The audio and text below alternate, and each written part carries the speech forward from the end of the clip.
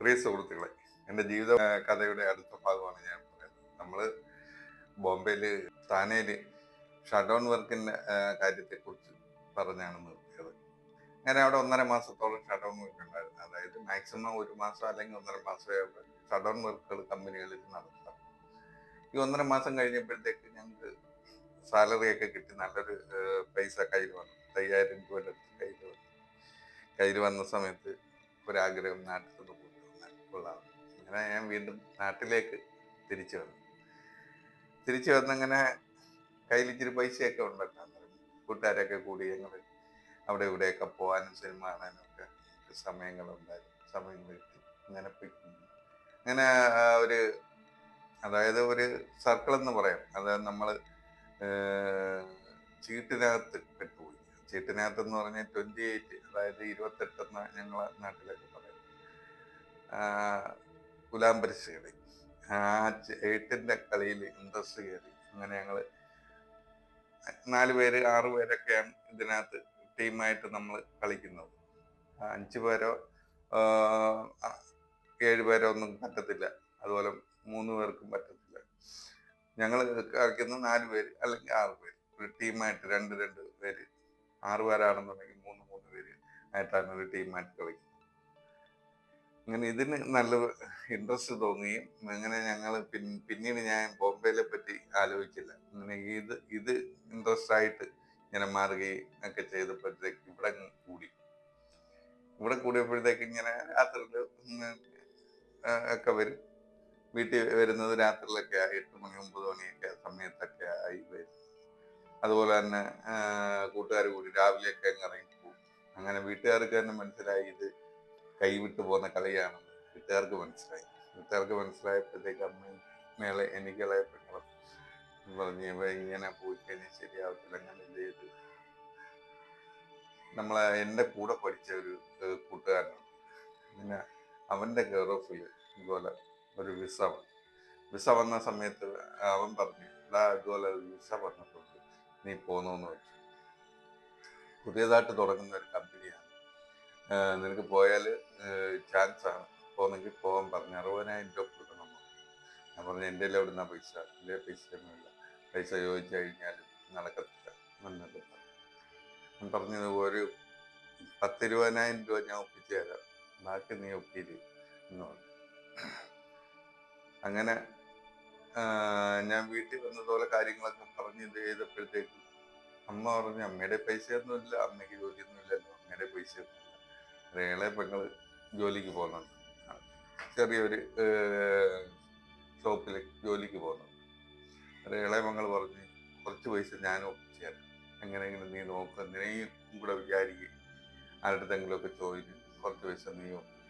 അങ്ങനെ 10-20,000 രൂപ പെങ്ങൾ ഒപ്പിച്ചത്. 10-20,000 രൂപ ഞാനും കൂടെ സംഘടിപ്പിച്ച് മറ്റേ കൂട്ടുകാർ 20,000 രൂപ തരാമെന്ന് പറഞ്ഞു. അങ്ങനെ ആ 20,000 രൂപ ഞങ്ങൾ വിസയ്ക്ക് പൈസ കൊടുത്തു. ഒരു 1-1.5 ആഴ്ച ആയപ്പോഴത്തേക്ക് വിസ വന്നപ്പോഴത്തേക്ക് ഞാൻ ഇതുപോലെ ഷാർജയിലാണ് അക്കോമഡേഷൻ, ദുബൈയിലാണ് കമ്പനിയുടെ ഓഫീസ്. അന്നേരം ദുബൈ എയർപോർട്ടിലേക്കാണ് ടിക്കറ്റ് തന്നത്. അങ്ങനെ ദുബൈ എയർപോർട്ടിലേക്ക് വന്നിറങ്ങി.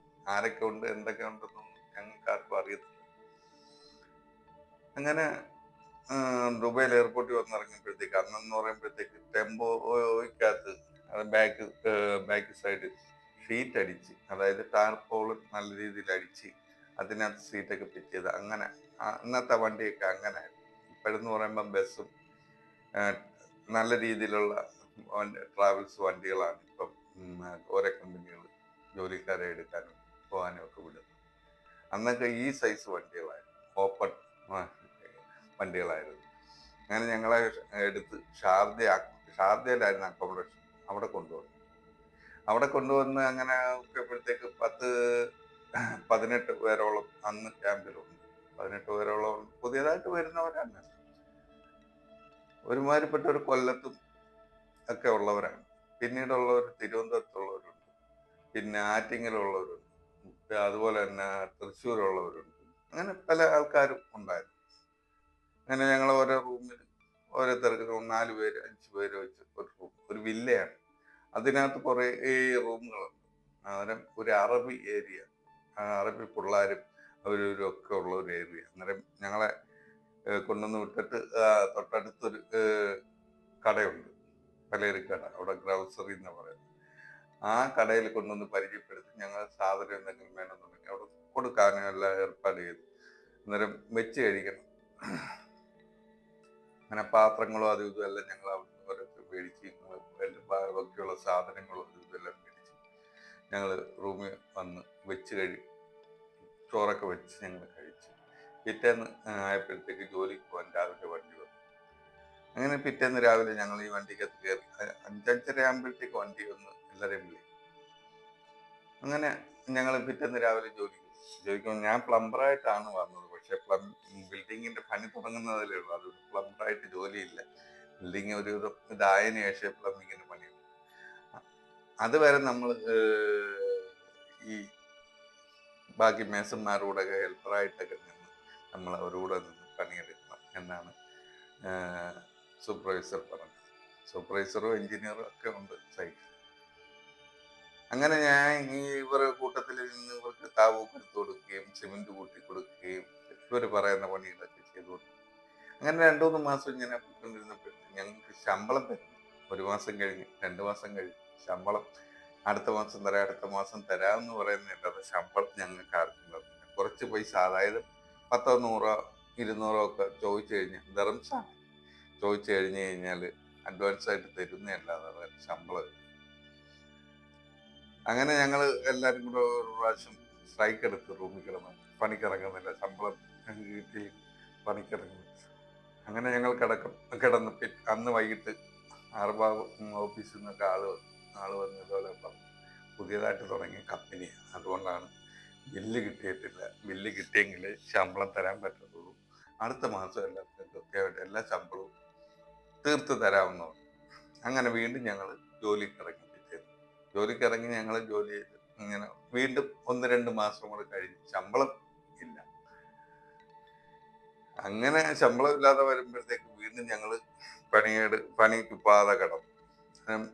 അന്ന് വൈകിട്ട് അതുപോലെ അറബാവ് വന്നു, പണിക്ക് പോകാത്തവരെല്ലാം ക്യാൻസൽ ചെയ്ത് നാട്ടിൽ വിടും, പണിക്ക് നാളെ മുതൽ ഇറങ്ങിക്കോളും. അത് പറഞ്ഞ് ശമ്പളം ഇല്ലാതെ ഞങ്ങൾ പണിക്ക് ഇറങ്ങിയിട്ട് കാര്യമൊന്നും. അപ്പോഴത്തേക്ക് 4-5 മാസത്തെ ശമ്പളം പെൻഡിങ്. ആ ശമ്പളമൊക്കെ ഒന്നിച്ച് തരും, കുഴപ്പമൊന്നുമില്ല, നിങ്ങൾ ഇറങ്ങുന്നു. അങ്ങനെ കുറച്ച് പേര് പറഞ്ഞ് ഞങ്ങൾ ഇറങ്ങുന്നില്ല.